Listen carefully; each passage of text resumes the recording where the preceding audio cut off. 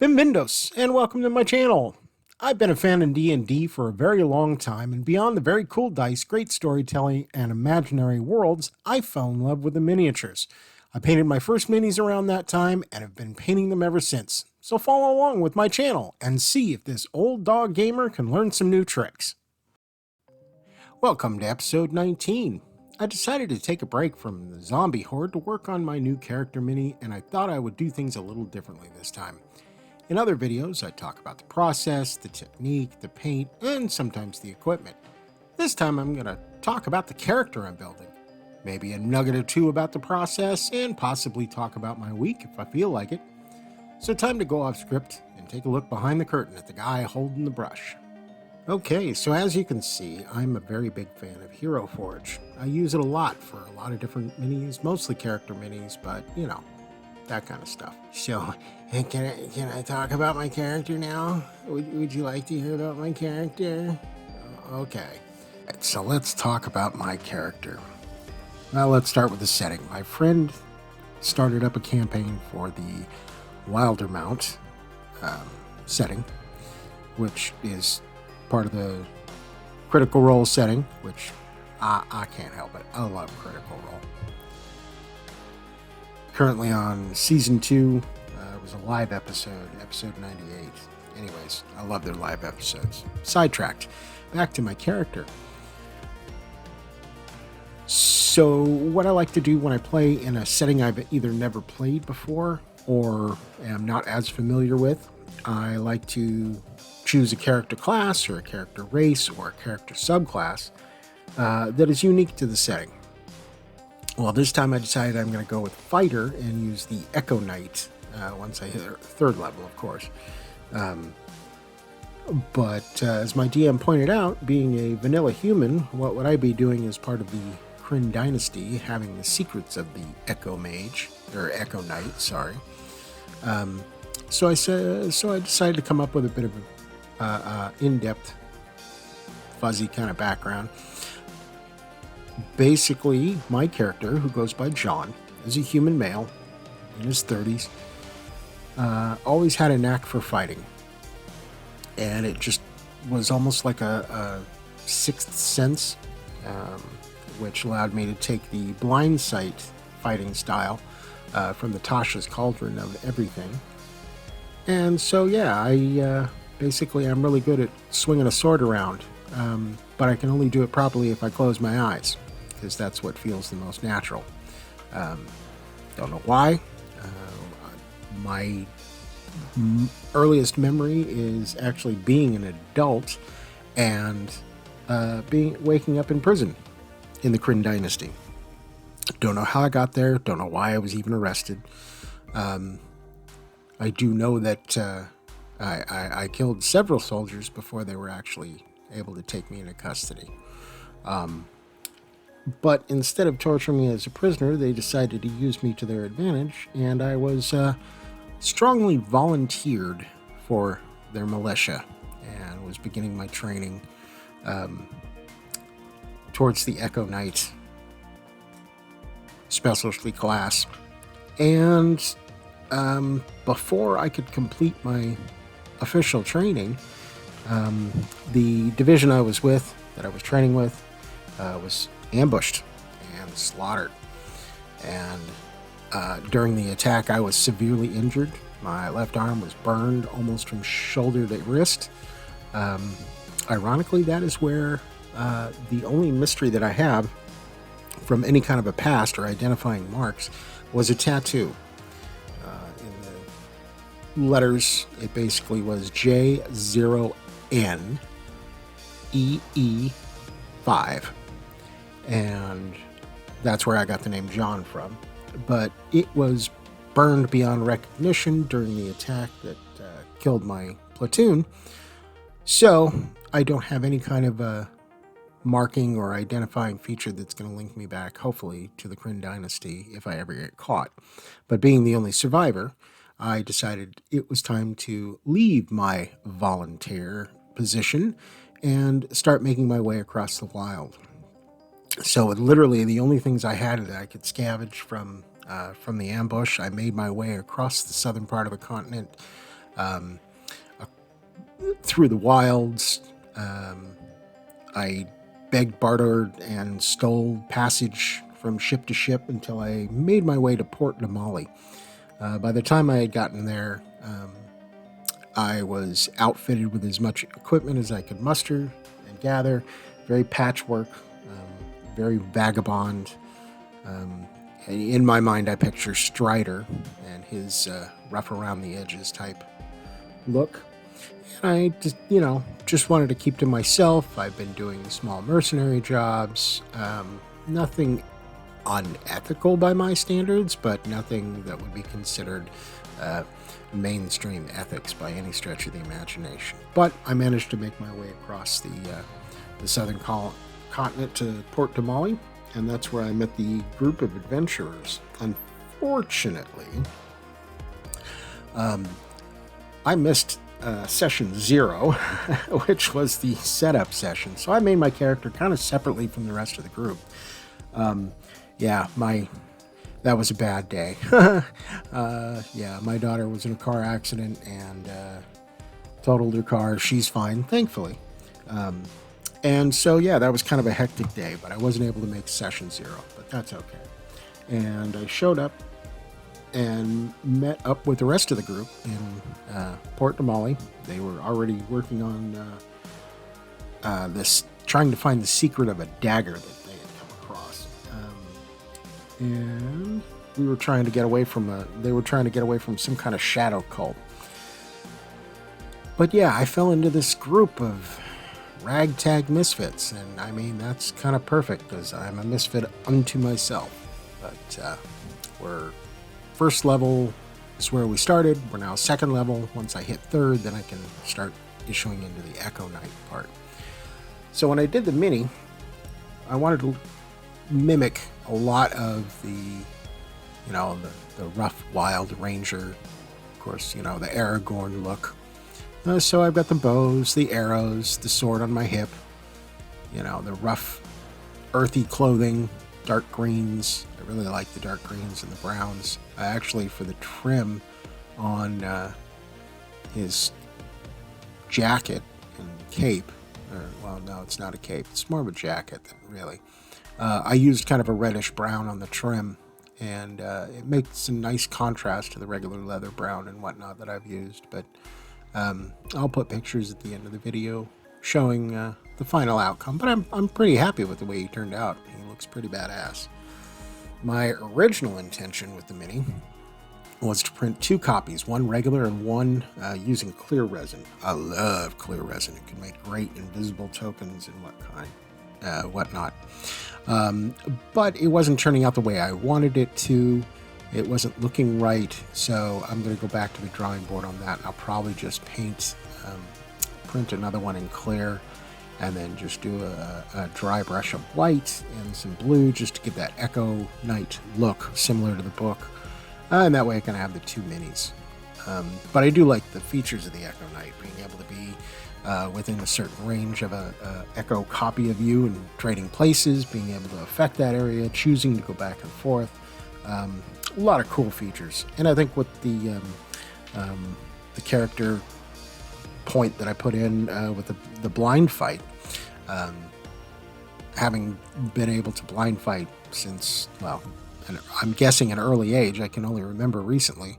But having that ability to have blind sight within 10 feet, totally just fight with anything that comes at me, whether it's dark, light, whatnot. Even to the point where I've put it in as a character tick that every time melee combat starts, I close my eyes. And it doesn't affect or change my ability rolls or anything like that. It's just a nice feature. I'm even debating on whether or not to, in the future of the character, have a set of eyes tattooed onto his eyelids just to freak people out. But I haven't decided yet. That's one of those little tweak features that I'm going to come across later on in the character, I'm sure. But I'm really looking forward to playing this. I spend so much time as a DM organizing and painting and working on stuff. I don't get to play all that often as a character, so when I do, I just kind of relish in it. and this is going to be no exception. And like I said, I'm a big fan of Critical Role. I loved watching or listening to the Vox Machina, mostly watching when I could. And then, of course, when they animated the series, that was really awesome. Give us season 3 already, damn it. And now I'm really starting to get into the Mighty Nine. Like I said, I'm at episode 98, I think. And totally enjoying it. I think all those guys are wonderful. It's great to see a bunch of people getting together and being as goofy as my group is. We tend to get goofy, but not to the likes of that. And yeah, I'm looking forward to playing in the setting. So that's enough about the character. Me. I want to talk about me for a while. So me, I started playing Dungeons and Dragons in 1981. Yes, 1981. I am that old. I was 5th or 6th grade, I believe, and I saw kids at lunchtime in my class playing this game with weird looking dice, and it was a box, and they were talking about wizards and dragons and bugbears and all kinds of crazy things. You know, I just recently started exploring more about Tolkien and Lord of the Rings and The Hobbit. I've always been a fan of The Hobbit since I was a little kid. And so to see this game that brought those elements to life was just insane. So that summer I saved up all my allowance and anything I could get my hands on, and I bought my first box set, which you can see in the opening video. I still have it. And, you know, I just kept getting into it from there. I would find groups where I could. You know, I didn't have a lot of friends growing up, but when I did find friends, I usually found D&D players. And really just kind of dove into it. I really didn't get seriously into it until probably 2nd edition, just because all of a sudden now the market had more books, more minis. You know, I bought the original Ral Partha and Grenadier Lead minis. I had the original fighter set. I remember having the original fighter set from Grenadier that I painted up. And I don't know where any of those are. I really need to find those. But yeah, you know, I've been painting, and back then it was like, you know, tester's paint and the model paint where you had to use nasty thinner and it didn't come out right. And man, by God, we are in such a wonderful day and age with the paints and the technologies and the printers and everything we have at our disposal. It's a great time to be a D&D player, I gotta tell you. But when I fell in love with the books, that was the kickoff. But what I really fell in love with is the minis. And I remember when I was a kid, there was a set that I really wanted. It was called The Wizard's Room. It's done by Grenadier. I actually managed to get it years later off of eBay and started painting it. I actually had a friend start painting it for me because I wasn't real confident in it. But one of these years I might actually crack that out and repaint it up and do a diorama for the channel. You know, you never know. One of the great many thousands of projects that I have that I may or may not get to over the years, but we'll definitely try. But yeah, the minis got me hooked. The minis, the terrain, and then to watch the movie E.T. and in that opening sequence when they're like, oh my God, not only are they using minis and playing D&D, they have terrain, they have a cavern, they have caves. This is really cool. I wanted to do that. That was where I wanted my D&D to be. And as you can tell from all the Stranger Things, that's very much my time period. That's my D&D, my history.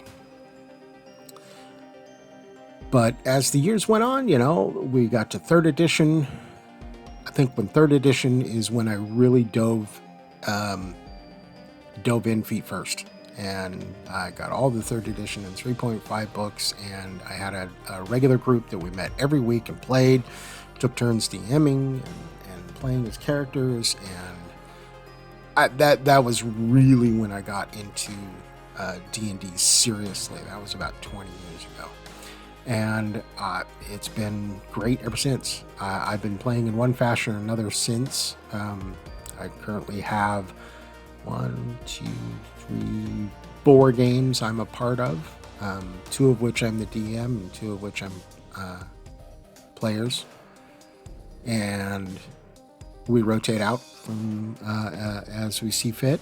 I have one group that meets every Sunday. I've got one group that meets every other Monday, and one group that meets every other Wednesday. So, yeah, I got a lot of D&D on the brain, and being able to print and paint minis is always, it's really cool. I love my printers. I complained about problems I had with my printer before, and mostly the problem was with Anycubit's customer service.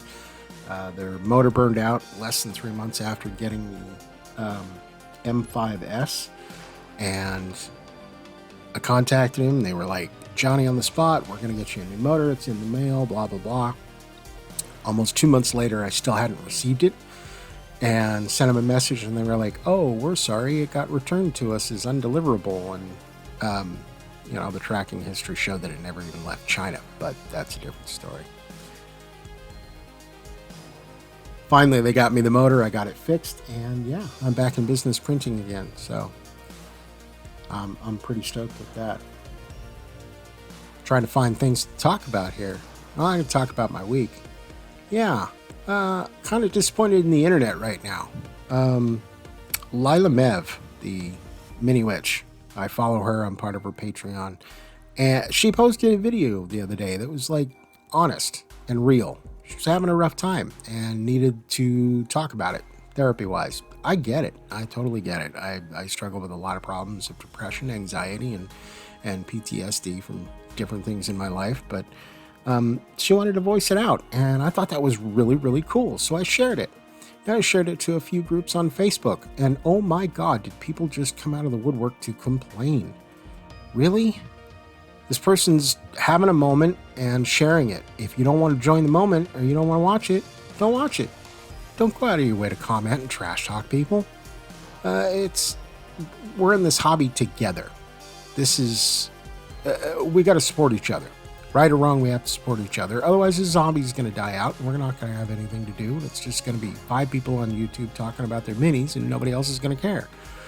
So, yeah, I'm kind of disappointed in the internet. You guys should have, you stepped up in the wrong direction. Don't get me wrong. There were a lot of compliments that were good and positive, and hey, hang in there and stuff like that. And that I do appreciate. But just going out of your way to trash talk somebody versus having somebody start a conversation with you and you voicing your opinion, you don't need to go out of your way to find that. Just mind your own business. Keep your comments to yourself. Be nice. If you can't say anything nice, just shut the hell up. Anyways, I am up on my soapbox, but that's the end of that. Anyways, Lila Mev. Yeah, she's great. I watch her all the time. She's got good points. She makes me laugh, and the cats are absolutely adorable. I'm sorry. But yeah, she had a moment, and she bared her soul, and I thought it was amazing, and I shared it, and somebody attacked, and that was kind of disappointing. So I wasn't having a real positive week with that this week, but hopefully, most of the comments that I've been seeing after the initial backlash have been positive, and okay, so I have faith restored in humanity.